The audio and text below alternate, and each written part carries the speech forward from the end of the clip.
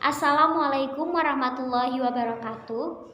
Yang saya hormati Ibu Husna Nuria Mufida, Magister Ekonomi, dan teman-teman kelas B3 AKR dalam perkuliahan Ekonomi Makro Islam.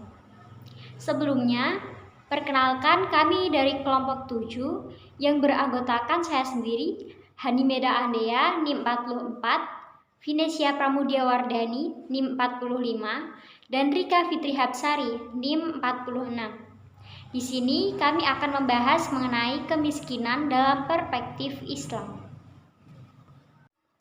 Yang pertama yaitu mengenai pengertian dan pandangan Islam terhadap kemiskinan.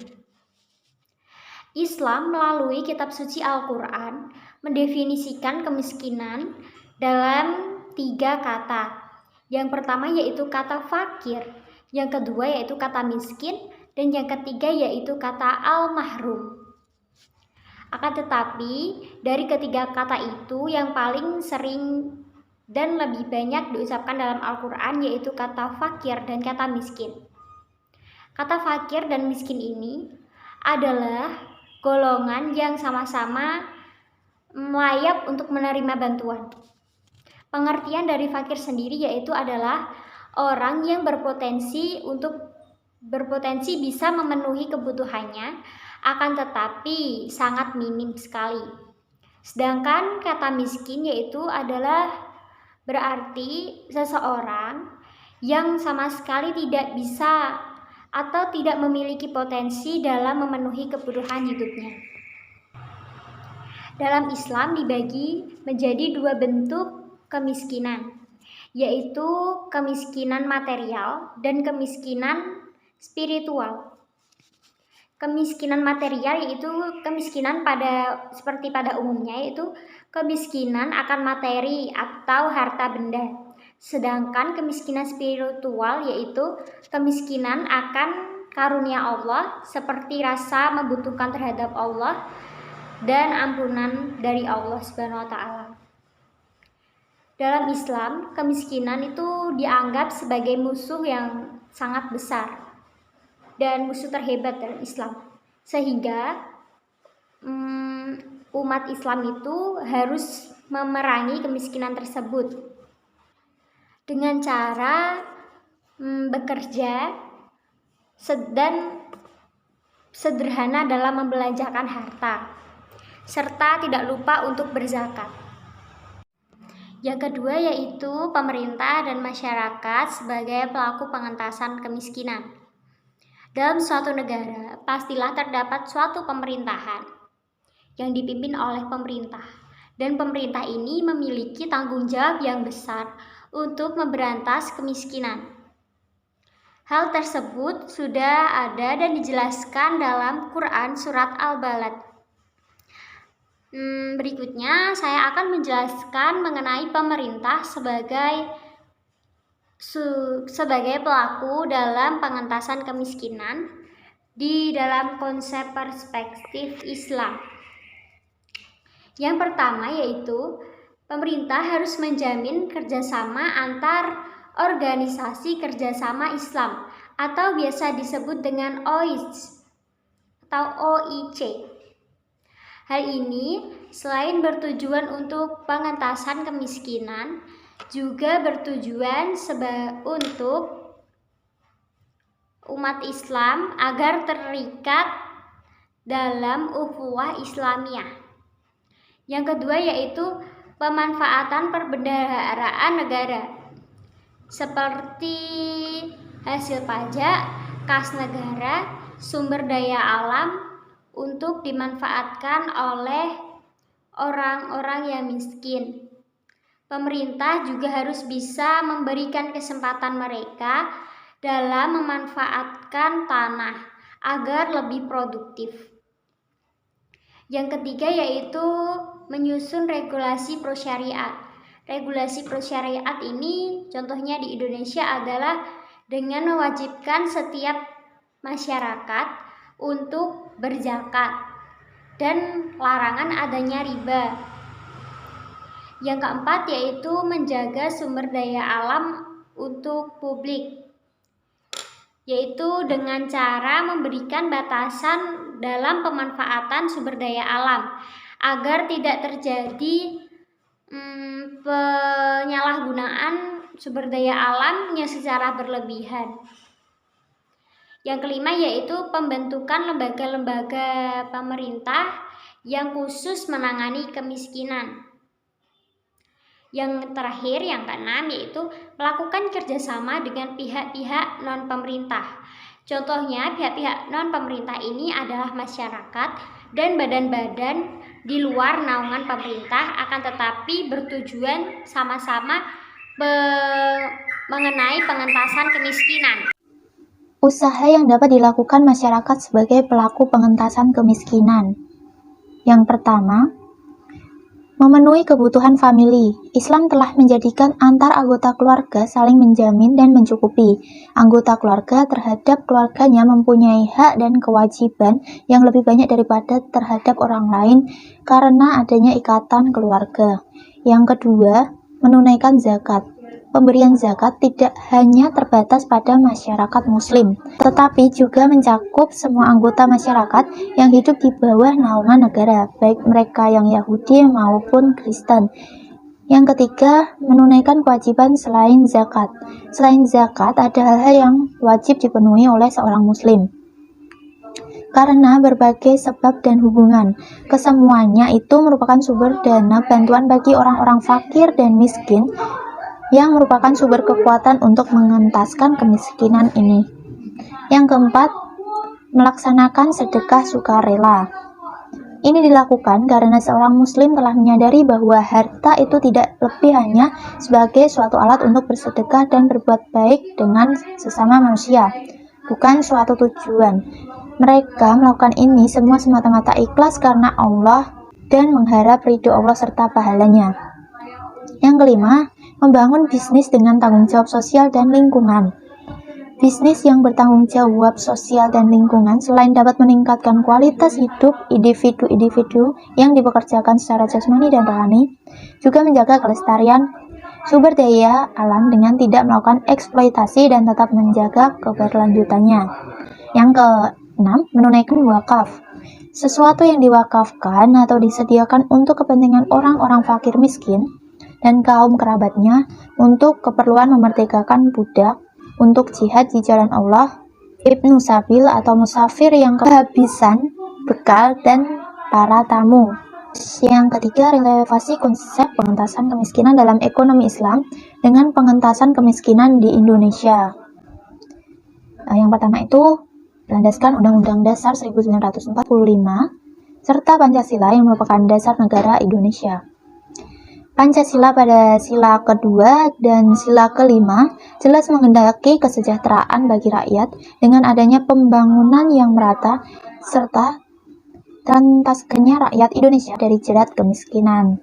Kemudian, landasan pada UUD 1945 terdapat pada bagian pembukaan UUD 1945 pada paragraf 4.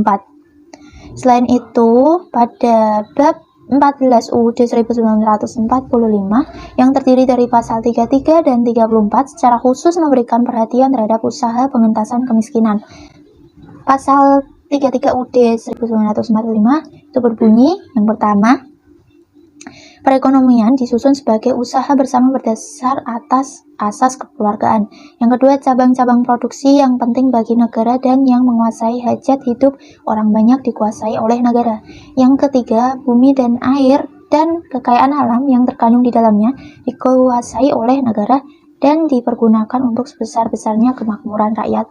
Yang keempat, perekonomian nasional diselenggarakan berdasarkan atas demokrasi ekonomi dengan prinsip kebersamaan, efisiensi, berkeadilan, berkelanjutan, berwawasan lingkungan, kemandirian, serta dengan menjaga keseimbangan, kemajuan, dan kesatuan ekonomi nasional.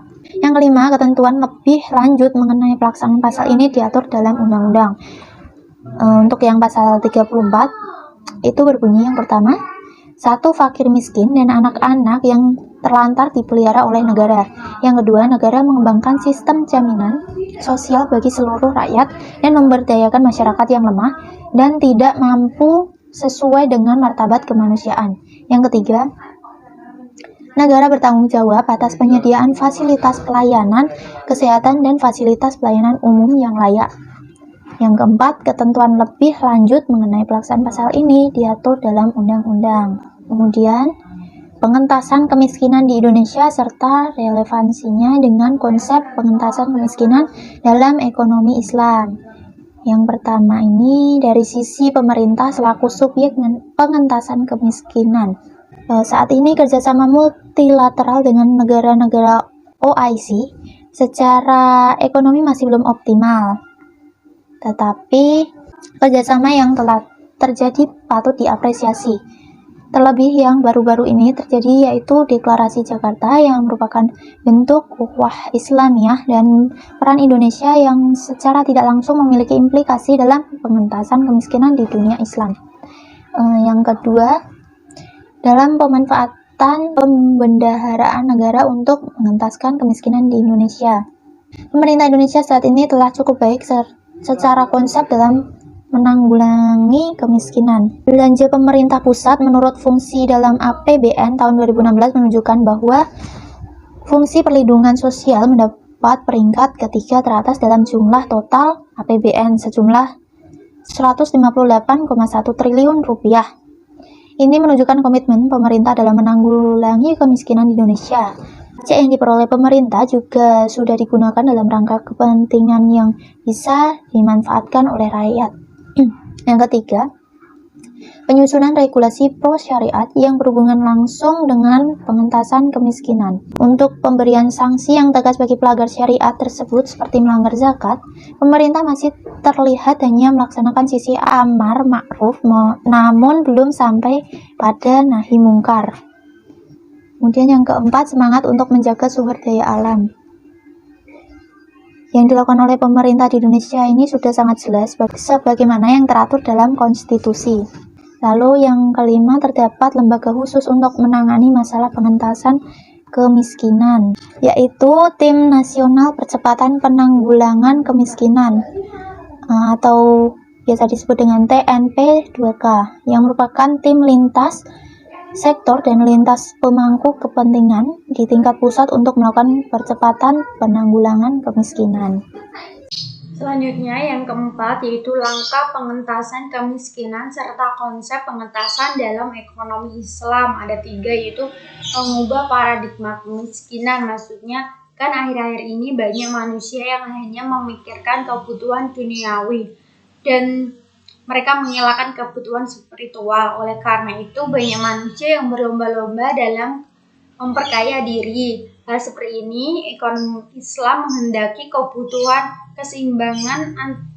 adanya keseimbangan antara kebutuhan duniawi maupun kebutuhan spiritual. Yang kedua yaitu meningkatkan filantropi Islam. Filantropi adalah perbuatan yang menciptakan kesejahteraan dalam masyarakat dengan semangat berbagi rezeki. Selain dilakukan secara personal, filantropi bisa juga dipraktekkan secara lembaga, misalnya dompet duafa. Yang ketiga itu memperluas lapangan pekerjaan dan pemberdayaan. Negara meningkatkan produktivitas masyarakat dengan menciptakan lapangan pekerjaan. Oleh karena itu, ketika kita lulus diharapkan kita membuka lapangan pekerjaan sehingga kita juga ikut berpartisipasi dalam penanganan kemiskinan. Selanjutnya yang kelima yaitu pengertian dan peran zakat terhadap kemiskinan. Zakat secara etimologi dalam kitab Mujamah Wasit adalah kata dasar yang memiliki arti berkah, tumbuh bersih dan baik. Sesuatu yang dikatakan zakat itu dapat tumbuh dan berkembang. Peran zakat terhadap kemiskinan. Pertama, mampu mengurangi kemiskinan. Misalnya, ketika kita memberikan zakat kepada orang fakir dan orang fakir tersebut mengembangkan zakat yang kita beri untuk membuka usaha tanpa sengaja, kita juga mengurangi kemiskinan. Kedua, zakat mampu memaksimalkan kualitas sumber daya manusia. Misalnya ketika kita memberi bantuan pendidikan kepada orang yang tidak mampu, hal tersebut bisa memaksimalkan kualitas sumber daya manusia. Keenam, pengaruh zakat terhadap kemiskinan. Banyak masyarakat Indonesia yang menganut agama Islam. Oleh karena itu, zakat harus berperan aktif dalam perwujudan kesejahteraan masyarakat dengan pengoptimalan potensi zakat. Dengan pengelolaan mekanisme yang tepat, potensi zakat ini akan menekankan kemiskinan yang ada di Indonesia.